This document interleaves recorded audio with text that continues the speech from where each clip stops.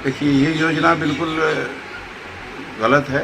इस योजना से हमारे नौजवान जो अपने को समझ रहे थे कि हम रोज़गार में जाएंगे, लेकिन पहले ही बेरोज़गारी का जो है ऐलान किया जाता है। आंदोलन होना चाहिए, आंदोलन में हम लोग भी साथ हैं, लेकिन आंदोलन तरीके से होना चाहिए, शांतिपूर्ण ढंग से होना चाहिए। तो हम लोगों की मांग होगी कि इस घोषणा को वापस ले ले और पुराने जो बहाली प्रक्रिया थी उस पर वो पुराने बहाली प्रक्रिया में वो काम करें।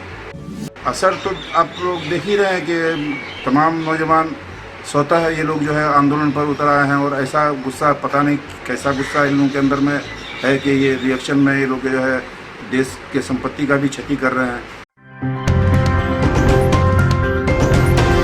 आप देख रहे हैं SDN न्यूज, मुद्दे की बात आपके साथ।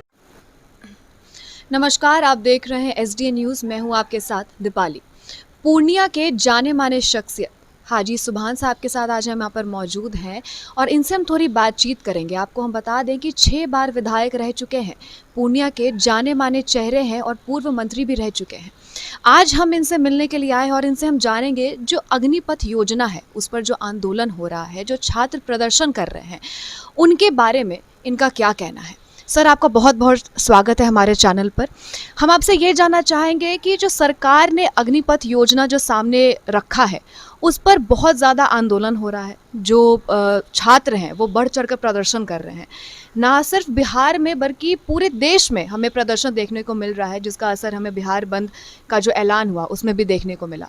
तो ये कितना ज़्यादा फ़ायदेमंद रहेगा या फिर इसके क्या साइड इफ़ेक्ट्स हो सकते हैं, तो इस पर आपका क्या कहना है? देखिए, अग्निपथ हो या फिर और कई योजना जो पहले से माननीय प्रधानमंत्री नरेंद्र दामोदर दास मोदी जी जो चलाए हैं, तो वो किसी से राय विचार करके नहीं चलाए हैं। चाहे वो नोटबंदी का मामला हो, चाहे वो किसान का मामला हो, चाहे वो अचानक लॉकडाउन करना हो, ये तमाम किसी पर भी कोई बहस, कोई चर्चा, किसी से सलाह मशवरा नहीं किया। ठीक उसी तरह से ये अग्निपथ जो बोलते हैं, अग्निवीर जो योजना 4 साल के लिए चला रहे हैं, इस पर भी कोई चर्चा नहीं की है, ना लोकसभा में, ना कहीं मंत्रिमंडल में, ना कहीं कोई विशेषज्ञ के पास, कहीं किसी से कोई राय मशवरा नहीं किया। जितने भी पूर्व सैनिक हम लोग के हैं उन लोगों का भी कहना है कि हम लोग को जानकारी इसकी नहीं थी, अचानक जानकारी मिली। तो हर काम ये अचानक कर रहे हैं और हर मामले में ये फेल हो रहा है। किसी मामले में भी कामयाब नहीं है, चाहे वो नोटबंदी ले लीजिए या चाहे लॉकडाउन में लाखों करोड़ों लोग जो है पैदल सफ़र किया, ये तमाम योजना इसका फेल है। अब बताइए, कोई भी नौजवान जो 17 साल के बाद अपनी तैयारी करता है तो तैयारी करता है सर्विस के लिए, सर्विस के लिए तैयारी करता है, तो 17 साल के एज में उसको आप सर्विस दे रहे हैं, 4 साल कर रहे हैं, तो 21 साल में उसको रिटायर कर रहे हैं। 21 साल में तो ज़िंदगी शुरू भी नहीं होती है। हमारे यहाँ नेचुरल शादी जो अभी हो रहा है, भले सरकार कह रही है कि इस साल 22 साल में शादी, लेकिन नेचुरल जो हो रहा है प्रैक्टिकली, तो 30 साल से पहले अब कोई शादी नहीं कर रहा है लड़का। लड़की का भले 20-21 में हो रहा है, लेकिन लड़का 25-30 साल जब तक वो एस्टेब्लिश नहीं हो जाता है, जब तक वो कोई काम में नहीं चला जाता है, तब तक उसकी शादी नहीं होती है। आप 21 साल, 22 साल, 23 साल तक उसको आप रिटायर कर दीजिएगा, उसके बाद वो शादी का पैगाम लेके कहीं जाएगा।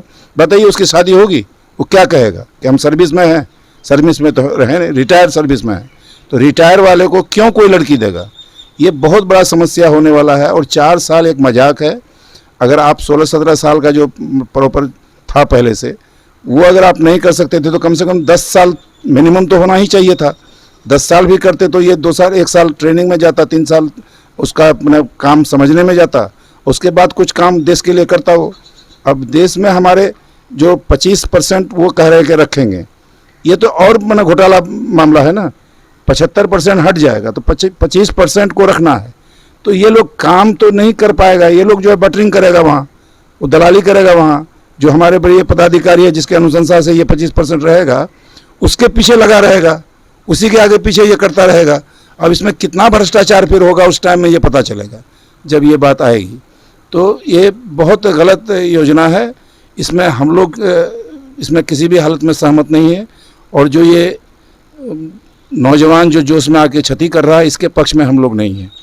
क्षति के पक्ष में इसलिए नहीं है कि ये क्षति हमारा है, देश का है। जो कोई भी संपत्ति देश का है वो हम तमाम हिंदुस्तानी का है। इसलिए जिस तरह से किसान आंदोलन हुआ, लगातार 1 साल हुआ, 700 लोग मरे, लेकिन कंटिन्यू वो बैठ के एकदम बिल्कुल शांतिपूर्ण ढंग से आंदोलन किए, उसकी मांग पूरी हुई। और कई मांग, जैसे हम अगर शाहीन बाग के जैसे एनआरसी में जो शांतिपूर्ण आंदोलन किया गया, उसमें भी हम लोग देखे कि कामयाबी मिली, अभी यथावत उस कानून को रखा गया है। ठीक उसी तरह से इस योजना में भी जो है बिल्कुल शांतिपूर्ण ढंग से आंदोलन होना चाहिए था, और शांतिपूर्ण ढंग से अगर आंदोलन होता तो उस आंदोलन का कीमत वैल्यू होता, और ऐसे करके जो है ये आंदोलन का वैल्यू ये लोग जो है ख़राब कर रहे हैं। और ये जो कह रहे हैं कि कोई करवा रहा है, अरे भाई आप कोई बात खड़ा कर रहे हैं। आप नौकरी 4 साल के लिए बोले हैं कि तेजस्वी जी बोले हैं, तो 4 साल के लिए लड़का अपना लाइफ देखेगा कि मतलब किसी के कहने पर जाके रेल में पहुंच जाएगा, वो ट्रेन जला देगा। तो सबको अपना एक जोश हो गया है, जज्बात में आ गया है कि भाई हमारा 4 साल के बाद ज़िंदगी क्या है। तो इन लोगों का आरोप है कि भाई क्या अडानी और अंबानी के मैंने इसमें कारखाना में हम वहाँ गार्ड के लिए हम तैयार हो रहे हैं, कौन सी के लिए तैयारी कर रहा है। तो ये बहुत सारी बात इसमें हो रही है, इसलिए हम लोग इस पक्ष में नहीं हैं, हम लोग नौजवानों के साथ में हैं। हम लोग चाहते हैं कि एक कम से कम मुनासिब टाइम इन लोगों को दिया जाए। पुराने धर्रे पर हो तो बहुत अच्छी बात है, अगर पुराना नहीं हो तो कम से कम हमारा नेता तो अभी तक कोई मांग किया नहीं है कि 10 साल हो या 15 साल हो, लेकिन हम व्यक्तिगत रूप से कहते हैं कि 10 साल से ऊपर ही होना चाहिए, 10 साल से नीचे हर हालत में नहीं होना चाहिए। इसमें बहुत लोगों का तो ये है कहना है कि ये 4 साल से ऊपर इसलिए नहीं कर रहे हैं कि 5 साल अगर सर्विस दे देंगे तो ग्रेजुएटी भी लगेगा, तो ग्रेजुएटी को रोकने के लिए जो है ये 4 साल कर रहे हैं। और ये सीख के आ रहे हैं इसराइल से और कहीं से दूसरे मुल्क से सीख के आ रहे हैं। तो उस मुल्क की स्थिति अलग है, हमारे मुल्क की स्थिति अलग है। हमारे यहाँ कोई अल्टरनेट विकल्प हमारे घर में नहीं है। हमारा एक ही विकल्प है कि हमको रोज़गार जाना है, और रोज़गार में हम अगर नौकरी में चले गए तो हमारा लाइफ सेट हो गया, परिवार हमारा सेट हो गया। और इजराइल में है या और किसी देश में है तो वहाँ का बहुत अलग है, हमारे देश से बहुत अलग है। वहाँ हज़ारों काम है लोगों के हाथ में, ये काम शौक से कर लिया 4 साल, उसके बाद फिर अपना काम है, अपना काम वो कर रहा है। तो इसके हम लोग पक्ष में नहीं हैं, नौजवानों के साथ हम लोग हैं। सर एक और सवाल रहेगा कि जैसा कि हम जानते हैं कि जो रोज़गार है वो एक बहुत बड़ा मुद्दा है, चाहे वो बिहार की बात करें या फिर कहीं और की बात करें। और जब ऐसे जो योजनाएं सामने आती हैं जिससे जो युवा है उस पर बहुत ज़्यादा असर पड़ता है, जहां लोगों को रोज़गार नहीं मिल रहा है, लोग यहाँ पर ग्रेजुएट होकर रिक्शा चला रहे हैं, जो IIT से पढ़कर आते हैं, जो इंजीनियरिंग करते हैं या फिर मेडिकल कर आते हैं, तो रोज़गार कहीं ना कहीं नहीं मिल रहा है। और सरकार जब ऐसी नीतियाँ सामने लेकर आती है तो जो युवा है वो कहीं ना कहीं थोड़ा सा अपने आप को पुल बैक कर लेते हैं कि नहीं यहाँ तो कुछ नहीं होगा। तो सरकार क्या युवाओं के बारे में सोच रही है, या फिर जो नीतियां सामने आ रही हैं वैसा तो लग रहा है कि सरकार किसी से पूछताछ या फिर किसी से राय मशवरा लेना भी नहीं चाहती है, तो इस पर क्या कहेंगे?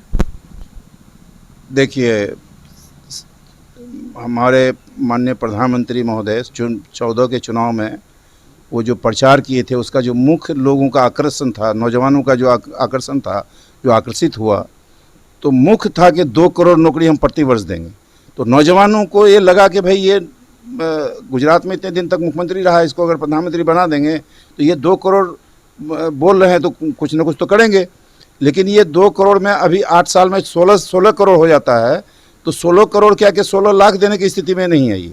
तो ये हालत है हमारे नौजवानों की। आज उस नौजवान को मैंने आंदोलन से रोकने के लिए ये बीच में नुपुर शर्मा आ जाएगी, बीच में जो है वो मंदिर मस्जिद आ जाएगा, बीच में और कहीं कोई घटना हो जाएगा, तो हिंदू मुसलमान में उलझा करके ये तमाम बातों को लोग पेंडिंग करवा देते हैं और लोग उसी में लग जाते हैं। तो ये बहुत अन्याय है हमारे देश के नौजवानों के साथ। ये बहुत भारी नाइंसाफ़ी है कि हमारे नौजवान जो पढ़ते हैं, जो घर द्वार बेच के लोग सब कुछ बेच के बाप माँ पढ़ाता है, तो उसका फल उसको मिल नहीं पा रहा है, और लास्ट में जाके एज एक्सपायर हो जाता है और फिर वो किसी काम के लायक नहीं होता है। इसलिए हम लोग देख रहे हैं कि इस भारतीय जनता पार्टी की सरकार में कोई भी ज़मीनी काम नहीं हो पा रहा है। किसी भी काम में हम लोग देख लें, अगर न महंगाई पर कुछ बोल रहे हैं, ना कुछ मैंने जो हमारा देश का जो अभी मैंने आर्थिक स्थिति है उस पर कोई चर्चा कोई हो ही नहीं रहा है। इस तरह का सिर्फ चर्चा है तो हिंदू मुसलमान का है, या नहीं तो फिर अचानक कोई योजना चला के उसमें मैंने हंगामा हो जाता है। तो हम लोग बहुत दुखी हैं, हमारे नौजवान दुखी हैं, पूरे देश के नौजवान आज बेरोजगार हैं। आज रोजगार अगर मिल भी रहा है, 10 लाख बोल रहा है, कहाँ 4 करोड़ 5 करोड़ हम बेरोजगार अगर हैं, वहाँ 10 लाख का क्या वैल्यू है भाई? 10 लाख दे करके फिर आप हमको निकाल ही रहे हैं, क्या क्या कर रहे हैं ये?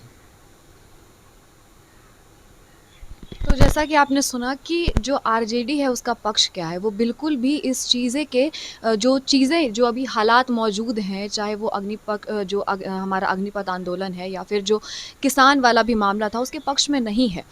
आरजेडी युवाओं के साथ है और वो इस चीज़ के पक्ष में बिल्कुल भी नहीं है कि देश की क्षति हो, रोज़गार भी नहीं मिल पा रहा है और जो लोग हैं वो जो आंदोलन कर रहे हैं वो कहीं से भी ठीक नहीं है।